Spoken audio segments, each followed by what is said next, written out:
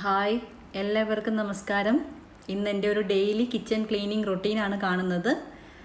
രാവിലത്തെ ബ്രേക്ക്ഫാസ്റ്റും ഉച്ചയ്ക്കുള്ള ലഞ്ചും കഴിഞ്ഞിട്ടാണ് ക്ലീൻ ചെയ്യാറ് സാധാരണ.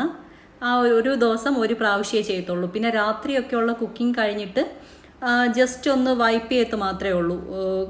കിച്ചൺ കൗണ്ടറൊക്കെ ഒന്ന് വൈപ്പ് ചെയ്തെടുത്തേ ഉള്ളൂ. നന്നായിട്ട് ക്ലീൻ ചെയ്യുന്നത് ഉച്ചയ്ക്കുള്ള ലഞ്ച് പ്രിപ്പറേഷൻ കഴിഞ്ഞ ശേഷമാണ്. ലഞ്ച് പ്രിപ്പയർ ചെയ്തിട്ട് എല്ലാം ഞാൻ അകത്തേക്കാണ് മാറ്റുന്നത്. എനിക്ക് കൗണ്ടർ ടോപ്പിൻ്റെ പുറത്ത് ഒന്നും ഇരിക്കുന്ന ഇഷ്ടമല്ല. ഒരു സ്പൂൺ പോലും ഉണ്ടെങ്കിൽ ഞാനത് മാറ്റി വയ്ക്കും.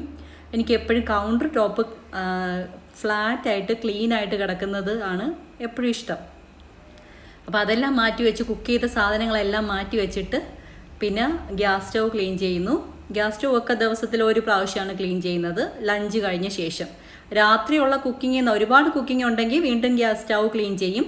അതല്ല ലൈറ്റായിട്ടുള്ള കുക്കിംഗ് ആണെങ്കിൽ ജസ്റ്റ് ഒന്ന് വൈപ്പ് ചെയ്യത്തേ ഉള്ളൂ. ഇതുപോലെ എല്ലാം ഇളക്കിയെടുത്ത് വാഷ് ചെയ്യാനൊന്നും നിൽക്കത്തില്ല. പിന്നെ ഈ ടൈൽസും ഗ്രാനൈറ്റും ഫുള്ള് തുടയ്ക്കുന്നത് ഉച്ചയ്ക്കുള്ള കുക്കിംഗ് കഴിഞ്ഞ ശേഷമാണ്.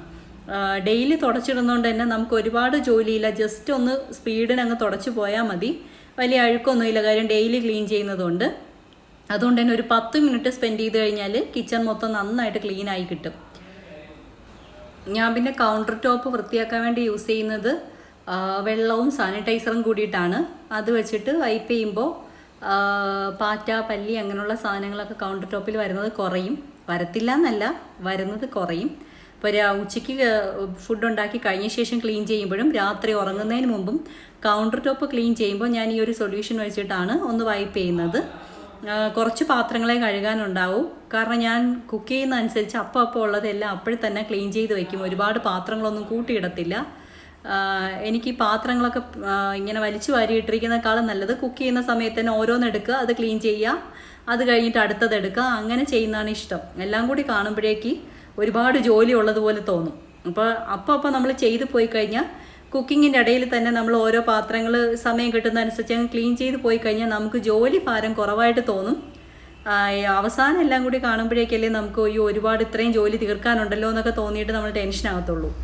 എനിക്ക് കുക്ക് ചെയ്യാൻ ഭയങ്കര ഇഷ്ടമാണ്, കിച്ചൺ ക്ലീൻ ചെയ്യാൻ ഇഷ്ടമാണ്. പക്ഷേ ഒട്ടും ഇഷ്ടമില്ലാത്തൊരു കാര്യം പാത്രം കഴുകാനാണ്. അത് മാത്രം എനിക്ക് ഭയങ്കര ദേഷ്യമുള്ളൊരു ജോലിയാണ്. അതുകൊണ്ട് തന്നെ അത് കണ്ട് വെറുതെ ഇങ്ങനെ ഇറിറ്റേറ്റ് ആവാതിരിക്കാൻ വേണ്ടിയിട്ടാണ് എല്ലാം അപ്പം കഴുകി അങ്ങ് വെക്കുന്നത്. ഇപ്പോൾ ഏകദേശം നമ്മൾ കുക്ക് ചെയ്യുന്ന കിച്ചൺ ക്ലീൻ ആയിട്ടുണ്ട്. എല്ലാം ഒതുക്കി ഗ്യാസ് സ്റ്റൗ ഒക്കെ ക്ലീൻ ചെയ്തു. ഇനി അടുത്ത അപ്പുറത്തെ കിച്ചണിലേക്കാണ്. ആ കിച്ചണിൽ വലുതായിട്ട് അഴുക്കൊന്നും ഇല്ല, കാര്യം അവിടെ നമ്മൾ കുക്ക് ചെയ്യാറില്ല.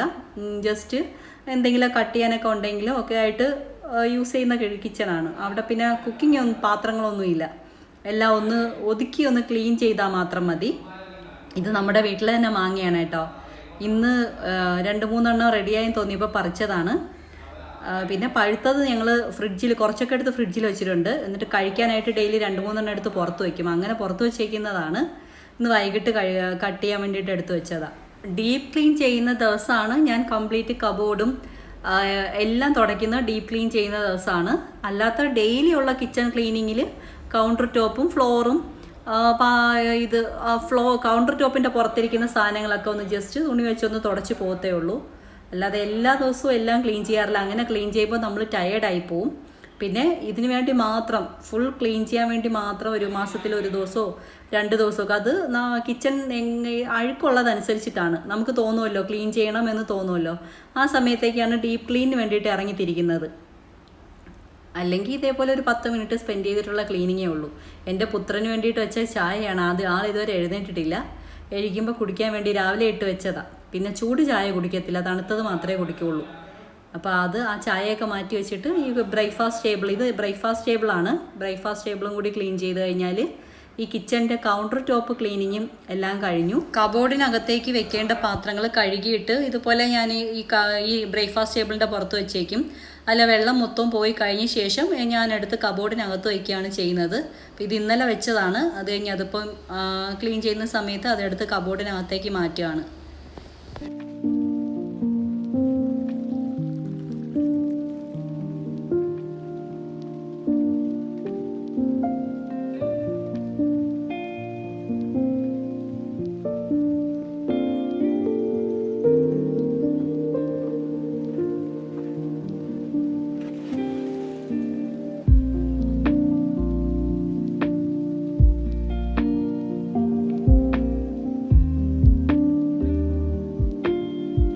ക്ലീനിങ് എല്ലാം കഴിഞ്ഞു. അപ്പോൾ ഇനി കുറച്ച് ഇൻഡോർ പ്ലാന്റ്സ് ഒക്കെ ഒന്ന് വെള്ളം ഒഴിച്ചു കൊടുക്കാനുണ്ട്, ഒന്ന് റീപോർട്ട് ചെയ്യാനുണ്ടായിരുന്നു.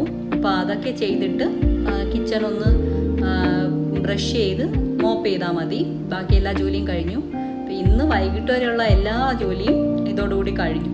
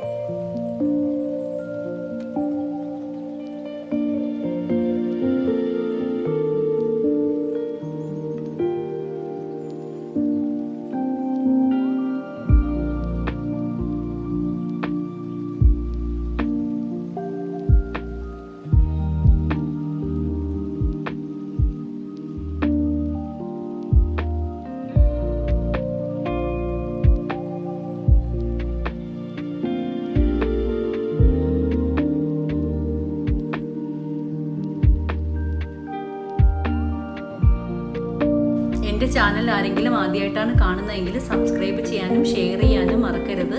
അപ്പോൾ ഇനി മറ്റൊരു വീഡിയോയിൽ കാണുന്നവരേക്കും എല്ലാവർക്കും ബൈ.